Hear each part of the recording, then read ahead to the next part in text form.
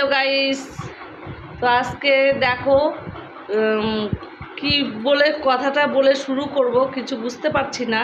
তো যাই হোক, আজকে রাতের বেলার খাবার কি বানিয়েছি তোমাদের সঙ্গে শেয়ার করব। আমার তো মজার খাবার খুবই ভালো লাগে, তোমাদের কেমন লাগে জানি না। দেখো, প্রথমে এই যে ছোলার ঘুগনি, মানে ছোলা পেঁয়াজ রসুন দিয়ে বেশি করে তেল দিয়ে করেছি। দেখতে পাচ্ছ কত তেল, রসুন আদা পেঁয়াজ দিয়ে কাঁচা লঙ্কা দিয়ে করেছি।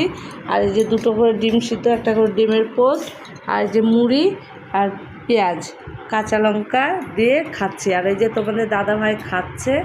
আর এই যে ডিমের পোস্ট অর্ধেক খেয়েছে আর অর্ধেক খায়নি, ভালো লাগছে না বলে, ঠান্ডা হয়ে গেছে। তো ওই মুড়ি খাচ্ছে, খাওয়ার পরে বলে ডিম সিদ্ধটা খাবে। তো কেমন লাগলো আমার এই খাবার ভিডিওটি, ছোট্ট ব্লগটি, তো তোমরা কমেন্ট করে জানাবে। রাতে বিশেষ কিছু করিনি খাবার, তো এটাই আজকে মনে হলো যে এটা খাই। রোজই তো ভাত খাওয়া হয়, রোজই তো তরকারি খাওয়া হয়, বেশি ভাত খেতেও ভালো লাগে না। প্রত্যেকটা রাত্রে বিভিন্ন রকম একটু খাবার হলে ভালো লাগে, শুকনো খাবার। তো আজকে আমি শুকনো খাবারই করেছি। তো আজকে রান্না করিনি, ভাত টাত সবাই খেয়েছি, ছেলে পেলে সবাই খেয়েছি আমরা।